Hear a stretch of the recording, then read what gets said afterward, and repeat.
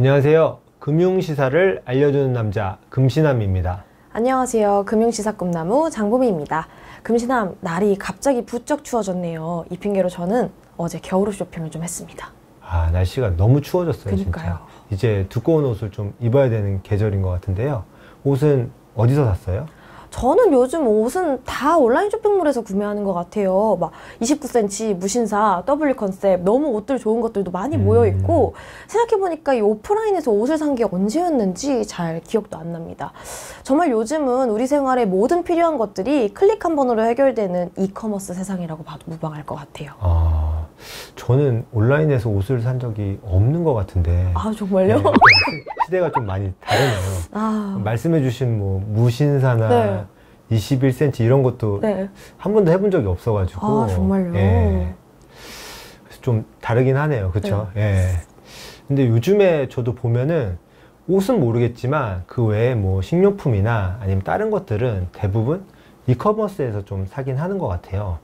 근데 이 이커머스가 항상 비즈니스 관점에서 봤을 때는 옳은 길일까요? 네.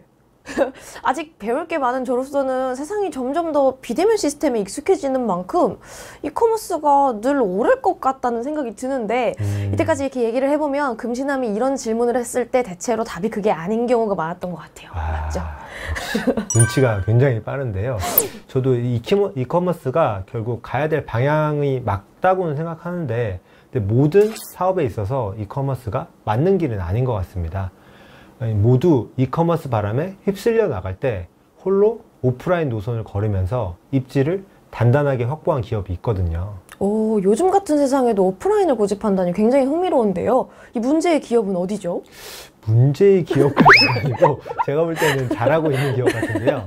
오늘 이야기의 주제는 영국의 패스트 패션 브랜드인 프라이마크입니다. 제가 유럽 여행 갔을 때 곳곳에서 프라이마크를 봤던 기억이 나요. 들어보셨어요? 네. 막 가서 막 양말이나 이런 것들도 많이 샀던 것 같고요. 정말 저렴한 가격에 뭐 자파랑 의류 뭐 온갖 걸 다 팔더라고요. 그래서 지금만 생각해 보면은 약간 다이소의 의류 버전이라는 생각을 좀 했던 것 같습니다. 근데 그렇게 저렴하게 파는데 이커머스 시장은 전혀 건드리지 않으면서 어떻게 순항을 하고 있다는 거죠? 저는 사실 여기서 쇼핑은 한 번도 안 해봤는데요. 그 책으로만 봤습니다. 책으로만. 보민이 말씀하신 것처럼 프라이스마크는 다양한 물건을 저렴한 가격에 팔아서 굉장히 유명해진 패스트 패션 브랜드라고 하는데요. 저렴하다고 알려진 다른 경쟁자들, 자라, 갭과 비교해봐도 훨씬 저렴한 가격에 의류를 판매하고 있다고 하는데요. 여기 표를 한번 보시면 갭에서 의류 4벌을 사는 가격이 150달러 정도라면요. 이 프라이마크에서 4벌의 옷을 사는 건 단돈 33달러라고 합니다. 와, 네. 정말 놀랍네요. 네. 갭보다 비교적 저렴하게 알려져 있는 스파 브랜드로 뭐 유니클로나 H&M이 있잖아요. 근데 표에서 그걸 비교해봐도요, 훨씬 저렴한 금액이에요. 네, 저도 한 번도 구매한 적이 없는 브랜드여서 정확하다고 말하기는 좀 어렵지만요. 많은 매체에서 프라이마크를 다루고 있습니다. 그래서 그걸 봤을 때 신빙성 있는 자료라고 생각하는데요. 이 포에버 21을 비롯한 다양한 패스트 패션 브랜드가 침체되고 있을 때 프라이마크는 2026년까지 미국에서만 무려 60개의 매장을 더 만들겠다는 포부를 밝혔습니다. 2022년 하나로 12조 원에 달하는 금액인 95억 달러의 매출을 기록했다는 걸 생각해보면 굉장히 이유가 있는 자신감이죠. 12조 원이라니 정말 대단한데요. 제가 거기서 막 1유로, 2유로짜리 양말 이런 것만 봤는데 그걸 팔아서 12조 원을 벌었다고 하니 정말 대단합니다. 이 매일같이 클릭하면서 상품을 사는 소비자 입장에선요, 온라인을 전혀 신경 쓰지 않으면서 이런 이윤을 또 이렇게 싼 걸 팔아서 남길 수 있다는 게 놀랍기만 한데요. 어떻게 이게 가능했던 걸까요? 온라인 판매가 매출에 기여하는 것은 맞죠. 그러나 판매자 입장에서 한번 생각해 보면요.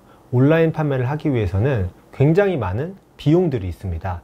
우선 온라인 판매를 하려면요, 웹사이트를 만들고 관리해야 되죠. 그리고 상품을 배송할 수 있는 물류 허브와 지역에서 물류를 배포할 수 있는 물류센터도 있어야 됩니다. 여기까지만 해도 판매자한테는 큰 부담일 텐데요. 직접 보지 못한 상품을 구매한 소비자 입장에서는 전제 상거래를 했을 때 반품하는 비율이 굉장히 크겠죠. 이렇기 때문에 소비자 입장에서는 당연하게 생각했던 과정들이 실제로는 무료가 아닙니다. 판매자의 이윤을 갉아먹으면서 소비자한테 혜택이 가는 거죠. 와, 생각해보니 정말 그렇네요. 저는 막 무료 배송, 무료 반품하려고 3만 원 이상 채우고 이렇게 했는데 저한테만 무료인 거지 판매자들은 돈을 내고 있었을 거라는 생각을 그렇죠. 전혀 못했던 것 같습니다. 그런데 이 금융시사 특강엔 언제나 등장하는 주제, 코로나19 시기엔요, 오프라인에만 주력한다는 게 어려울 수밖에 없었을 거잖아요. 이런 시기에는 온라인에서 구매를 하고 싶어 하는 소비자들도 분명히 있었을 텐데 프라이마크는 이런 소비자들에게 어떻게 대응했을지 좀 궁금합니다. 저는 이 부분에 있어서 프라이마크가 정말 대단하다고 생각하는데요. 코로나19로 모두가 외출을 자제하던 때에도 프라이마크는 온라인에서 상품을 팔지 않았습니다. 그리고 또한 CEO가 앞으로도 온라인 시장에 진출하지 않겠다고 밝혔는데요. 대신 2022년 새로운 시스템인 클릭 앤 콜렉트라는 서비스를 론칭했습니다. 클릭 앤 콜렉트는 구체적으로 어떤 서비스인가요? 이거는 상대적으로 굉장히 심플한데요. 온라인에서 결제는 할 수 있습니다. 그리고 나서 오프라인 현장에서 상품을 수령해가는 서비스인데요. 이 방식으로 판매를 한다면 전자상거래에서 판매자의 이윤에 영향을 끼치는 배송 문제를 해결할 수 있겠죠. 그뿐만 아니라 물건을 수령하러 소비자가 오면은 소비자가 자연스럽게 새로운 물건을 경험해 볼 수 있고요. 그리고 추가적인 구입도 이끌어낼 수 있다는 굉장히 현명한 전략으로 생각됩니다. 정말 그렇네요. 이 모두가 무턱대고 무분별하게 이커머스를 고집할 때 자신들의 상황에 맞춘 전략으로 위기를 극복한 프라이마크, 왜 금시남이 금융시사 특강에서 소개하고 싶었는지 이제 알 것 같습니다. 문제의 기업 아니고요. 정말 멋진 전략가들이네요. 맞습니다. 프라이마크는 정말 인사이트가 있는 기업이라는 생각이 드는데요.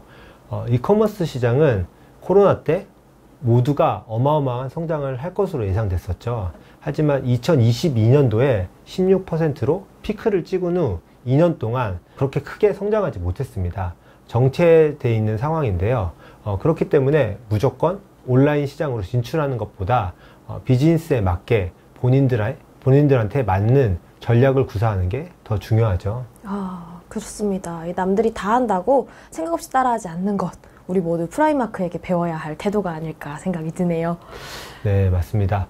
배달 서비스를 통해 마진을 낮추는 자영업자들, 그리고 경쟁자들이 온라인에서 물건을 판매하기 때문에 따라서 온라인 채널을 만드는 업체, 이커머스 사업 진출 전에 온라인 마켓에서 얻을 수 있는 것은 무엇인지 한번 생각해 보는 게 굉장히 중요할 것 같습니다.